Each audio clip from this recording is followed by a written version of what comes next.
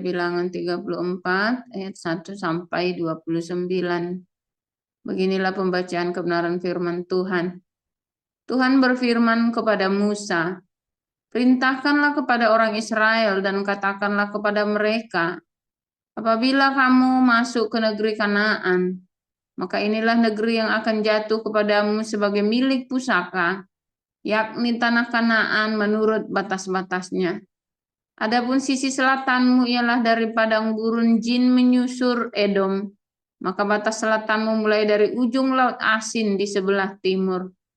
Lalu batasmu membelok di selatan pendakian Akrabim, terus ke Jin dan berakhir di sebelah selatan Kades Barnea. Sesudah itu ia mencapai Hajar Adar dan terus ke Asmon. Kemudian batas itu membelok dari Asmon ke sungai Mesir dan berakhir ke laut. Batas baratmu ialah laut besar dan pantainya, itulah batas baratmu. Inilah batas utaramu. Mulai dari laut besar haruslah kamu buat tanda batas ke Gunung Hor. Dari Gunung Hor harus kamu buat tanda batas ke jalan yang menuju ke Hamat. Lalu batas itu mencapai Jedat. Kemudian batas itu mencapai Jifron dan berakhir di Hajar Enan. Itulah batas utaramu. Sebagai batasmu di sebelah timur, haruslah kamu membuat tanda batas dari Hajar Enan ke Sefam. Dari Sefam batas itu turun ke Ribla di sebelah timur Ain. Kemudian batas itu turun lagi dan mencapai tebing Danau Kineret di sebelah timur. Lalu batas itu turun ke sungai Yordan dan berakhir di Laut Asin. Itulah negerimu menurut batas-batasnya sekeliling. Musa memerintahkan kepada orang Israel, itulah negeri yang akan kamu bagi sebagai milik pusaka dengan membuang undi yang diperintahkan Tuhan untuk diberikan kepada suku yang 9,5 itu.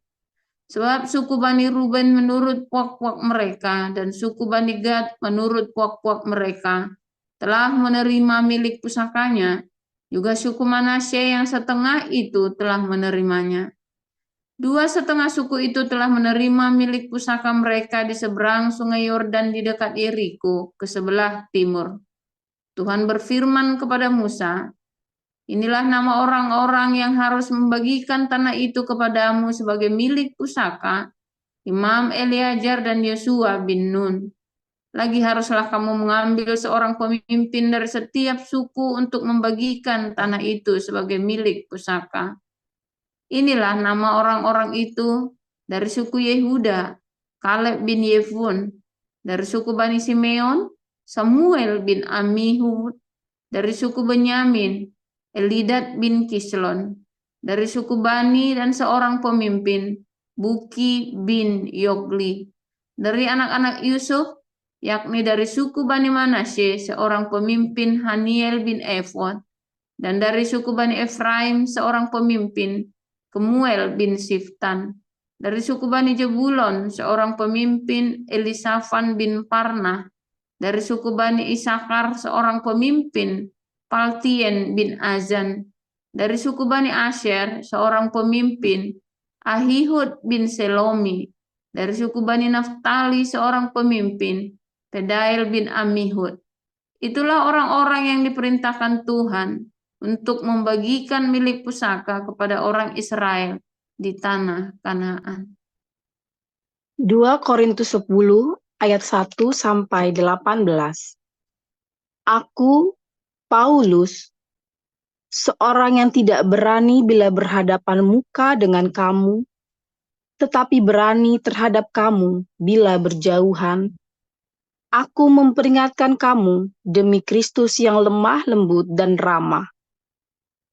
Aku meminta kepada kamu, jangan kamu memaksa aku untuk menunjukkan keberanianku dari dekat, sebagaimana aku berniat bertindak keras terhadap orang-orang tertentu yang menyangka bahwa kami hidup secara duniawi. Memang kami masih hidup di dunia, tetapi kami tidak berjuang secara duniawi. Karena senjata kami dalam perjuangan bukanlah senjata duniawi, melainkan senjata yang diperlengkapi dengan kuasa Allah yang sanggup untuk meruntuhkan benteng-benteng. Kami mematahkan setiap siasat orang dan merubuhkan setiap kubu yang dibangun oleh keangkuhan manusia untuk menentang pengenalan akan Allah. Kami menawan segala pikiran dan menaklukkannya kepada Kristus. Dan kami siap sedia juga untuk menghukum setiap kedurhakaan bila ketaatan kamu telah menjadi sempurna. Tengoklah yang nyata di depan mata kamu.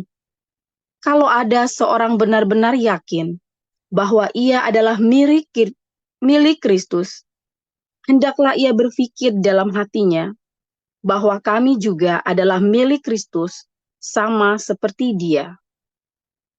Bahkan, jikalau aku agak berlebih-lebihan bermegah atas kuasa yang dikaruniakan Tuhan kepada kami untuk membangun dan bukan untuk meruntuhkan kamu, maka dalam hal itu aku tidak akan mendapat malu.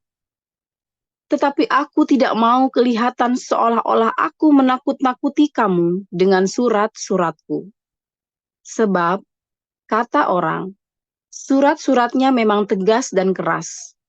Tetapi, bila berhadapan muka, sikapnya lemah dan perkataan-perkataannya tidak berarti.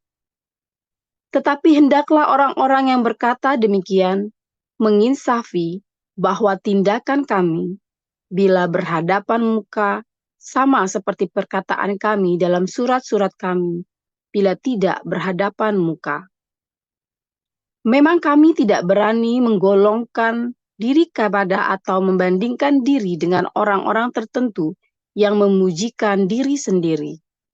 Mereka mengukur dirinya dengan ukuran mereka sendiri dan membandingkan dirinya dengan diri mereka sendiri. Alangkah bodohnya mereka.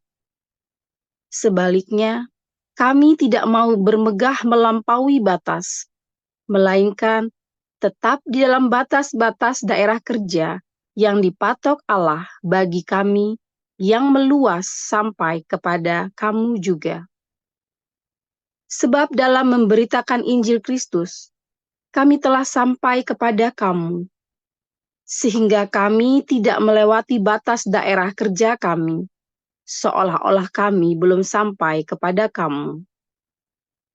Kami tidak bermegah atas pekerjaan yang dilakukan oleh orang lain di daerah kerja yang tidak dipatok untuk kami. Tetapi kami berharap bahwa apabila imanmu makin bertumbuh, kami akan mendapat penghormatan lebih besar lagi di antara kamu, jika dibandingkan dengan daerah kerja yang dipatok untuk kami. Ya, kami hidup supaya kami dapat memberitakan Injil di daerah-daerah yang lebih jauh daripada daerah kamu, dan tidak bermegah atas hasil-hasil yang dicapai orang lain di daerah kerja yang dipatok untuk mereka. Tetapi barang siapa bermegah, hendaklah ia bermegah di dalam Tuhan. Sebab bukan orang yang memuji diri yang tahan uji, melainkan orang yang dipuji Tuhan. Haleluya, firman Tuhan selalu baru setiap hari ketika kita menantikan Tuhan dengan penuh cinta, saudara ya. Dan cinta yang adalah sebuah taman harus dirawat dengan peraturan, ya, supaya jangan ngawur, ya. Sebab cinta yang tidak dirawat itu nanti pasti akhirnya jadi kebencian. Ya, siapa di sini yang pernah mengalami cinta jadi benci? Wah, hati-hati saudara ya. Di komunitas kita dulu pernah ada ya, kagum sekali sama Pak Tobing ya. Nah, saya sudah bilang jangan masuk ke ranah pribadi ya. Jangan campuri urusan pribadinya Pak Tobing. Saya sudah wanti-wanti karena saya sudah melihat jawaban ya. Saya sudah banyak pengalaman, saya sudah pernah menggembalakan, saya sudah pernah masuk dalam komunitas. Akhirnya benar ya. Wah, dari kagumnya dengan Pak Tobing itu jadi kebencian yang amat sangat dengan Pak Tobing, tahu nggak saudara? Setelah dia tahu ada sisi yang tidak baik dari Pak Tobing. Setiap orang Ya, setiap orang pada umumnya punya sisi yang tidak baik, ya, pasti ada, ya, yang bisa menerima ya hanya pasangan hidupnya dia, suaminya atau istrinya, ya, nggak mungkin lah Anda misalnya kayak saya nih kan orangnya baik, Nabi ke-26, yang tahu sisi gelapnya saya, istri saya, dan dia bisa menerima saya apa adanya, itulah sebabnya jadi istri. Ya, kalau tidak bisa menerima ya nggak jadi istri, pasti udah cerai, saudara. Bener nggak?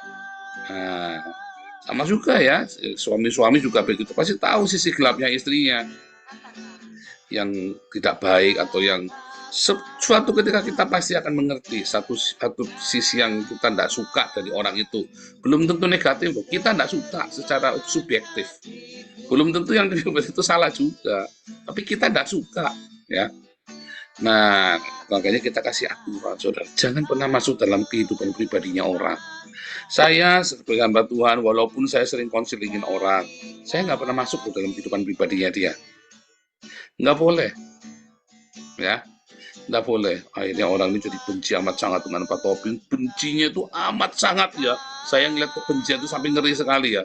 Saya ngeliat dulu, saya sudah bilang, jangan masuk ranah pribadinya orang.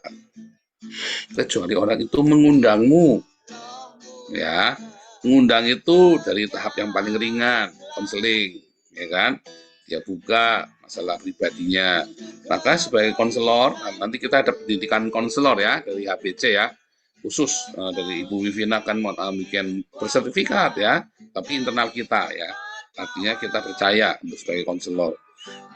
Sebagai konselor itu juga kita harus menjaga loh, nggak boleh sampai masuk ke dalam, ada batas-batas ranah yang tidak boleh kamu masuk. Ya, padahal kamu konselor loh.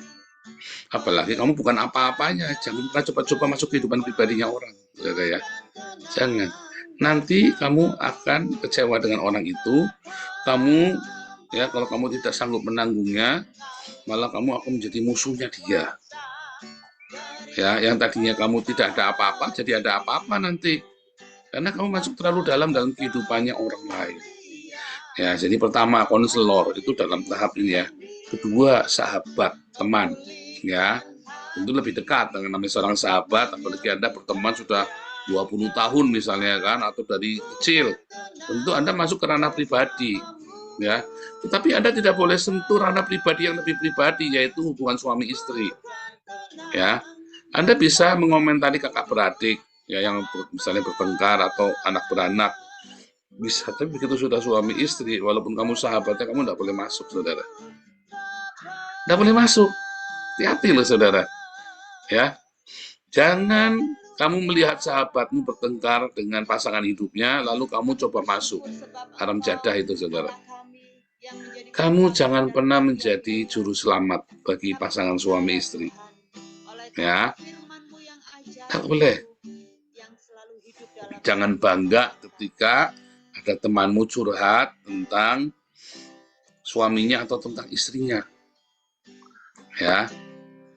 Karena begitu satu, kamu misalnya kamu ini memang baik ya, kamu kasih nasihat salah, nah, orang itu malah bubar. Saya pernah ada yang cerita sama saya, Pak, saya mau ngaku salah. Iya, dulu waktu saya belum mengenal Pak Paul, belum tahu ya ada orang konseling sama saya, sahabat saya dari kecil, Pak. Saya suruh cerai, Pak, sama istrinya. Ini cerai beneran. Sekarang saya harus bagaimana ya, Pak? Iya, sudah salah-salah. Kamu kasih nasihat yang salah, dicerai beneran. Hari cerai. Kamu nggak mikir anak-anaknya mereka gimana tuh. Kamu cuma mikir, kan tiap dengar lagi, ngeluh, dengar keluhan, keluh. Terus kamu akhirnya salah ngasih nasihat, tuh cerai aja. Nah, misalnya begitu. Jadi kamu jangan pernah ya masuk ke ranah. Kalau kamu seorang sahabat, kamu kan masuk dalam ranah pribadinya, ya. Tetapi kamu tidak boleh membicarakan, kamu tidak boleh ikut campur urusan pernikahannya, ya.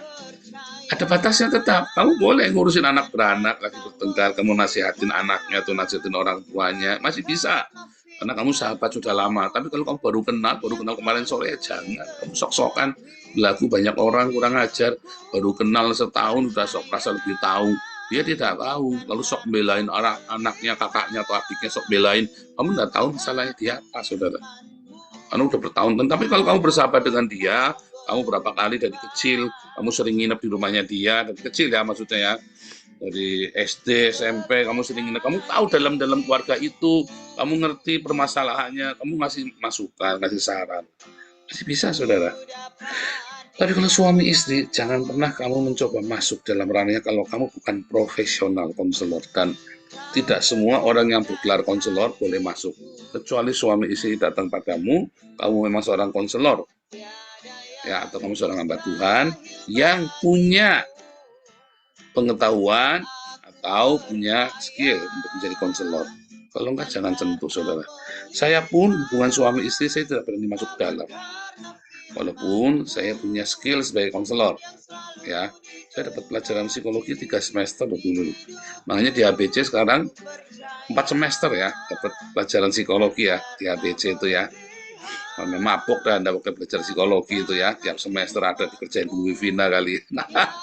Tapi kan ilmunya banyak, ya, dan Anda yang tertarik jadi konselor nantinya dari ABC Anda bisa mendaftar ya ke Ibu Wivina. Nanti kita bikinkan grup konselor. Jadi kita nanti ada tambahan kursus ya, supaya nanti Anda bersertifikat khusus konselor. Nah, sahabat-sahabat, jangan masuk ke dalam ranah suami istri, karena itu nanti akan berbahaya. Kamu tidak tahu loh suami istri ini masalahnya apa. Masalah kakak beradik, ya, masalahnya uang, harga diri, sakit hati, ya kan? Masalahnya kekecewaan, atau rumil, atau prinsip-prinsip kehidupan yang baru ditemui, karena orang kan makin bertumbuh. Masalah-masalah yang mudah dipahami, saudara. Sesulit apapun mudah dipahami. Ya, bahkan mentoknya masalah incest, diperkosa sama keluarganya sendiri. Ya, tapi masalah suami istri itu ribet sekali loh, saudara. Dia cerita suami istri, dia ngomong, yang dia ngomongkan belum tentu yang itu terjadi loh. Padahal dia nggak bohong, tapi belum tentu itu masalahnya, karena dia sendiri nggak tahu masalahnya apa. Mungkin dia mendapat perlakuan yang tidak menyenangkan, atau dia tidak suka dengan pasangannya. Yang dimulai dari segala macam. Di kelas apostolik kita ajarin ya, saudara ya, banyak sekali itu bekal-bekalnya ya. Dari masalah apa, saudara? Masalah ekonomi. Kamu masalah ekonomi bukan cuma masalah ekonomi nggak punya duit, bukan, saudara. Sama-sama punya duit, gaji suaminya lebih kecil daripada gaji istrinya. Ya, dalam skala tertentu apa-apa nanti jadi masalah, tapi belum tentu juga. Ternyata nanti ada masalah lain yang menimpa, misalnya waktu menikah nggak perawan, padahal dulu janjiannya masih perawan, bohongin. Nah, pusing kan? Padahal yang laki-lakinya juga tak jamin 100% pasti nggak bujang lagi, saudara, ya kan? Tapi maksa-maksa minta perawan. Nah, itu contoh, itu masalah-masalah di Asia ya. Kalau di Eropa tidak terlalu masalah ya, tetapi banyak kompleks ya, saudara ya. Ada kompleks masalah ketidakpuasan di dalam seks ya, dan dia kan nggak mungkin cerita. Begitu cerita malah kamu yang kepengen lagi nanti, wah repot, saudara, ya kan? Itu loh bahayanya. Itu baru sekelumit bahayanya, belum lagi masuk ke dalam-dalamnya. Ternyata si suaminya atau salah istrinya hypersex, atau benar-benar dingin, atau ternyata punya kelainan yang kita tidak ngerti. Ada lagi ya, ternyata ada masalah penyembahan berhala, ada masalah klinik, ada masalah segala macam.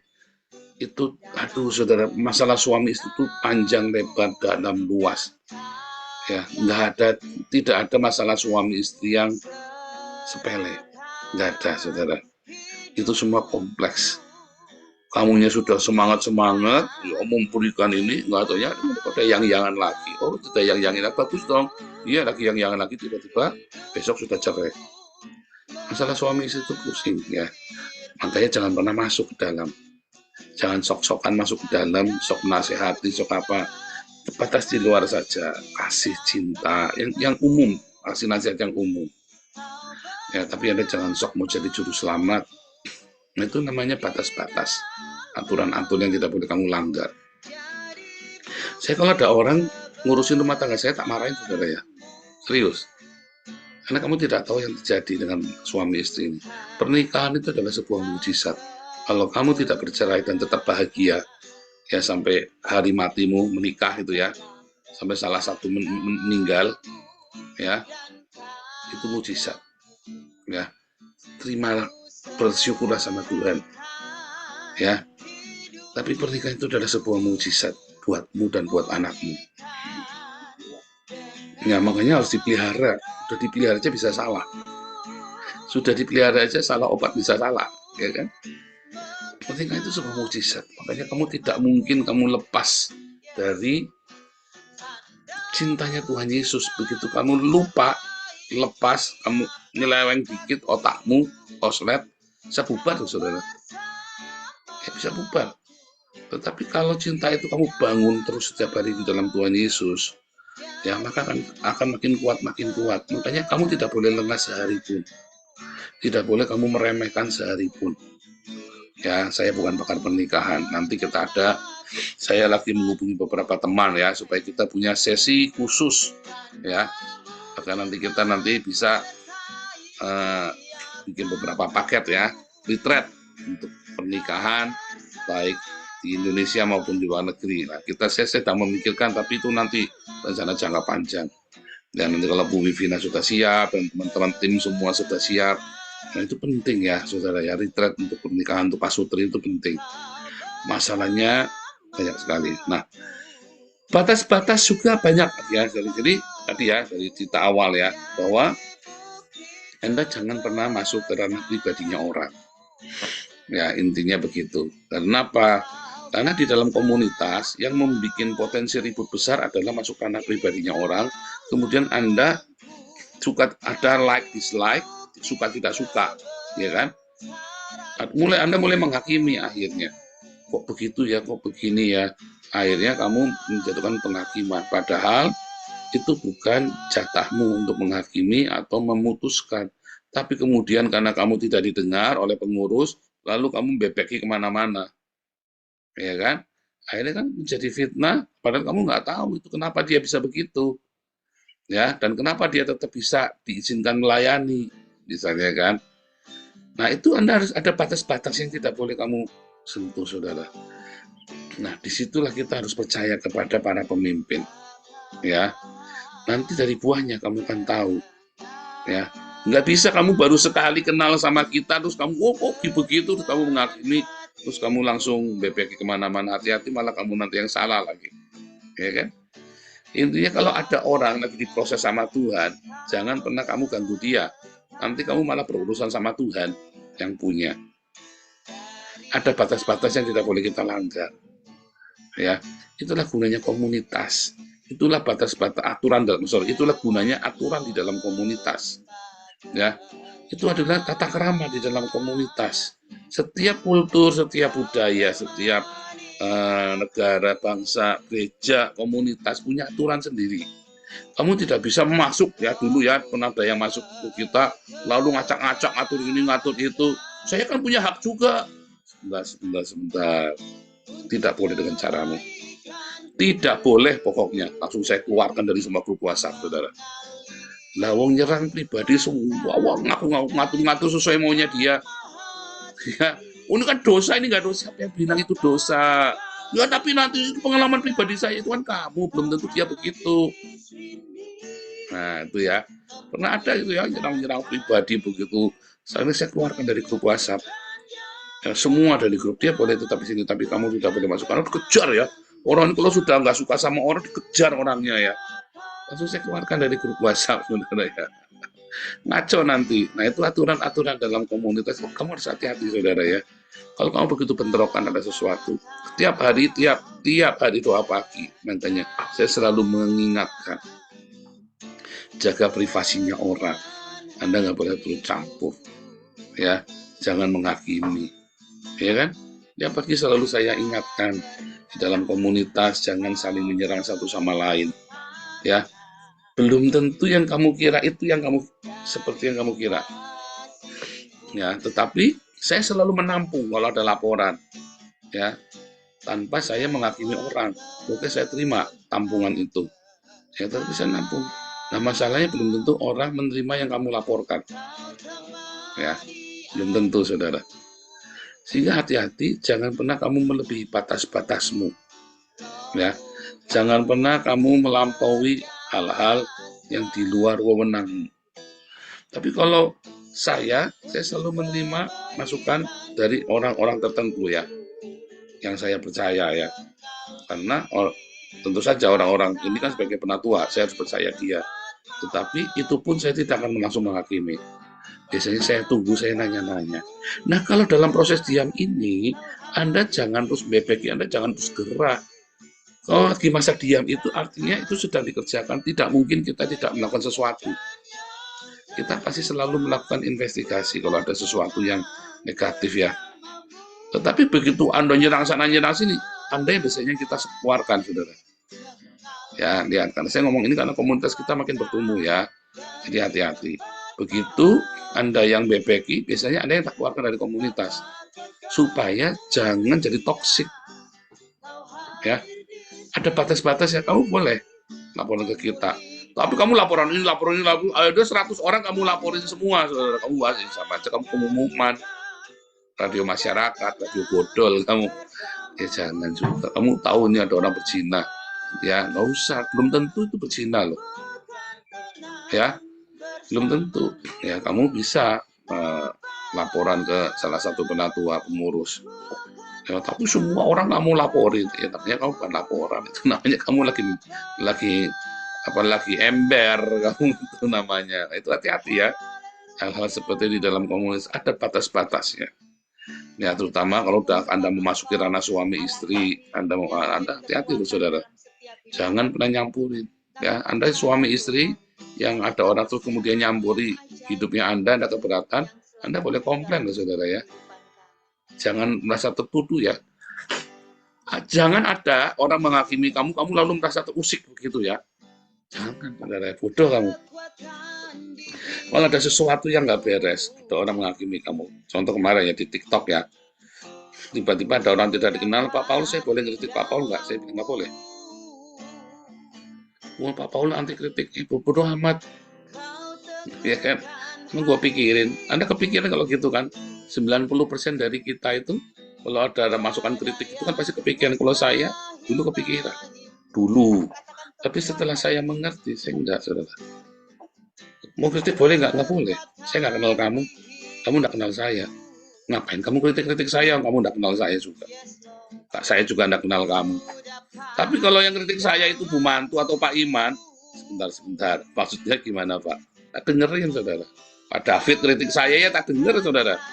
Willy kritik saya ya tak denger. Tiba-tiba orang tak dikenal, pas saya mau kritik ya Pak, boleh. Kamu siapa?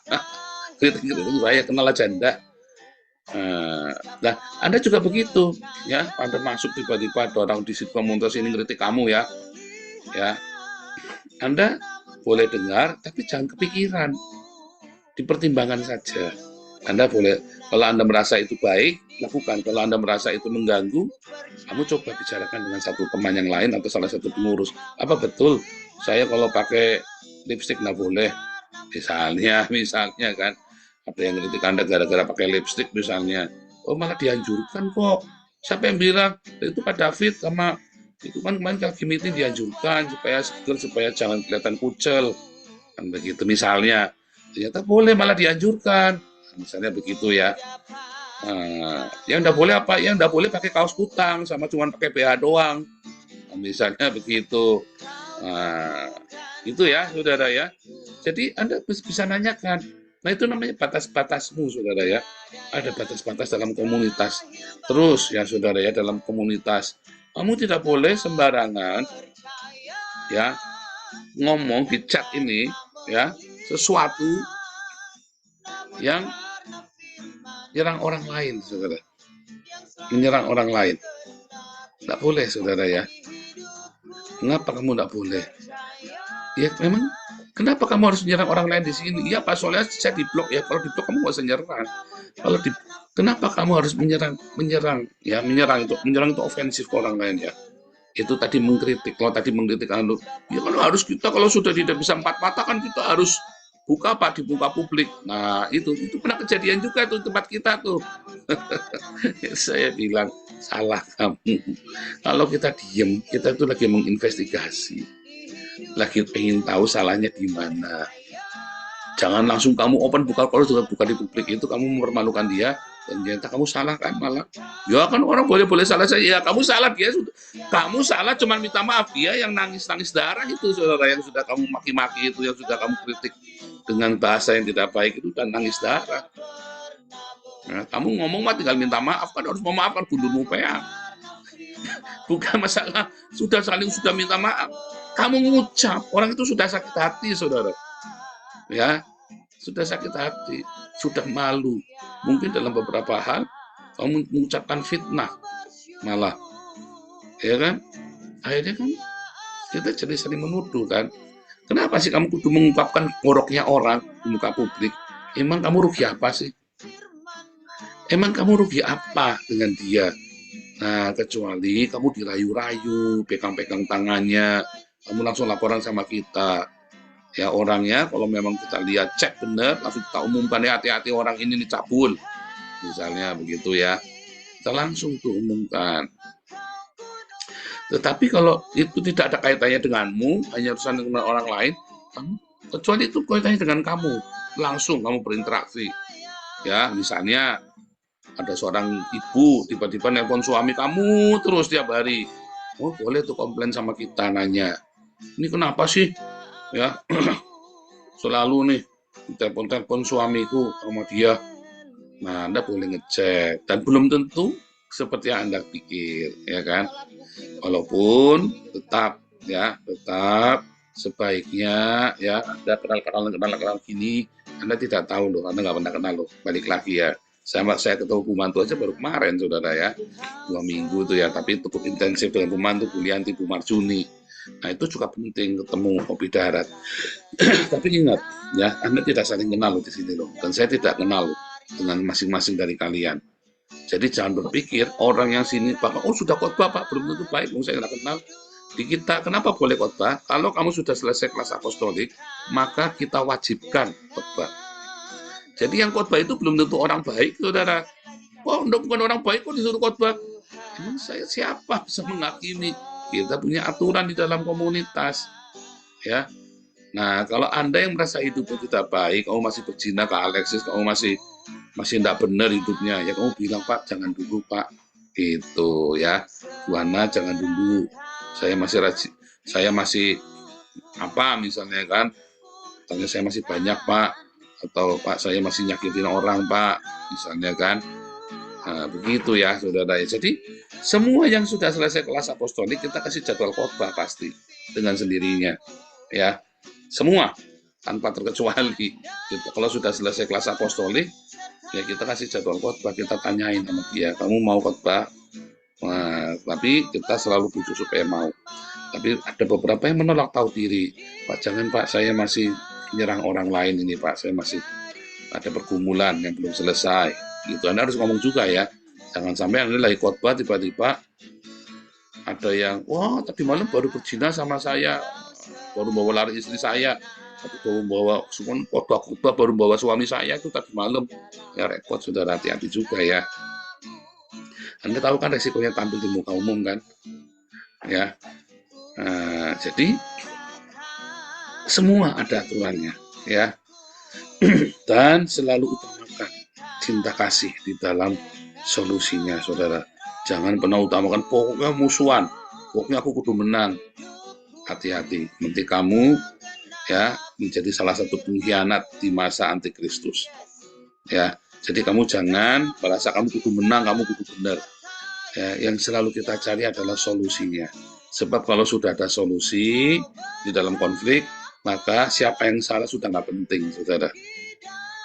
Nggak adil dong Pak, ya itu kan kata kamu nggak adil. Kalau kamu masih mau ngejar-ngejar yang begitu, berarti kamu jangan-jangan belum lahir baru loh. Kalau Anda selalu ingin menghukum orang yang menyakitimu, ya kan? Itu saya dia dengan Tuhan.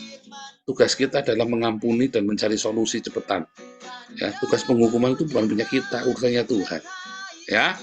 Jangan lewati batas-batas layanan kita, komunitas kita. Jangan lewati, ada aturannya semuanya. Jangan pernah kamu langgar.